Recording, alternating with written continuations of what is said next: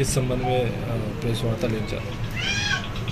लगातार जब मैं जनसंपर्क में जा रहा हूँ और अपने कार्यालय में जब मैं जनसंपर्क के दौरान बैठता हूँ तो मुझे शिकायतें आ रही हैं इस बात की कि जो आउटसोर्स कर्मचारियों की नियुक्ति हो रही है अन्य विभागों के अंदर में, जैसे हॉस्पिटल के अंदर में ठेकेदारी पद्धति से नियुक्तियाँ होती हैं, शिक्षा विभाग में भी, स्कूल शिक्षा विभाग में भी नियुक्तियाँ हो रही हैं, कॉलेज में नियुक्तियाँ भी कुछ दिनों पहले आउटसोर्स के कर्मचारियों को लिया गया है। राजस्व विभाग में भी जो कर्मचारी काम कर रहे हैं, महिला बाल विकास विभाग में भी कुछ कर्मचारी नए आ रहे हैं आउटसोर्स के माध्यम से।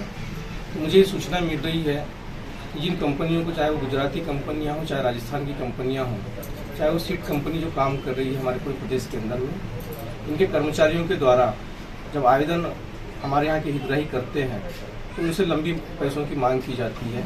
मुझे ये सूचना मिली है कि अभी शिक्षा विभाग में और स्वास्थ्य विभाग में और उच्च शिक्षा विभाग में भी कुछ नियुक्तियाँ हुई हैं जिसमें 2-2 लाख रुपए इनसे लिए गए हैं। और अभी स्कूल शिक्षा विभाग में और महिला बाल विकास में नियुक्तियाँ होना बाकी हैं। जिन हितग्राहियों से कहा गया है कि आप 2 लाख रुपये जो जमा करेगा उनकी हम नियुक्तियाँ करेंगे। उसके बाद नियुक्ति हो जाने के बाद में भी इन लोगों के पेमेंट जो होते हैं 27,000 से लेकर 22,000, 20,000, 17,000 रुपये पेमेंट इनके होते हैं। लेकिन इनको डायरेक्ट इनके खाते में राशि ना जा करके, मानदेय की राशि ना जा करके कंपनी इनका पेमेंट करती है और बड़ी राशि इनके पेमेंट से हर महीने काट लेती है। लगभग 6-7,000, 8,000 रुपये तक का काट करके इन लोगों को पेमेंट करती है। मैं समझता हूं कि हमारे क्षेत्र के लोगों का जो शोषण हो रहा है वो तत्काल उसको रोकने का प्रयास होना चाहिए।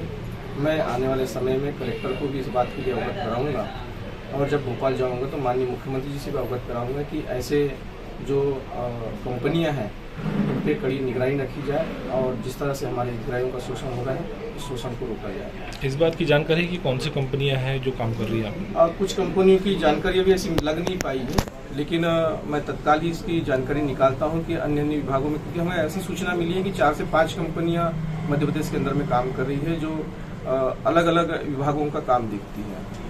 ये तो बहुत बड़ा एक बड़े लेवल का भ्रष्टाचार है। तो बिल्कुल ऐसा समझ में आ रहा है कि जो कि हमारे बेरोजगार जो युवा हैं, पढ़ लिख करके अन्य क्षेत्रों में काम करना चाहते हैं और बहुत गरीब परिवार के लोग भी हैं जो नौकरियों की लालसा लेकर बैठे हुए हैं बेचारे। तो ऐसे लोग इस तरह की जो शासन की योजनाएं हैं इनसे वंचित रह जाएंगे, नौकरी लगने से वंचित रह जाएंगे, क्योंकि बड़ी पैसों की मांग है। तो गरीब परिवार का जो बच्चा बच्ची है वो इन जॉब तक नहीं जा पाएंगे।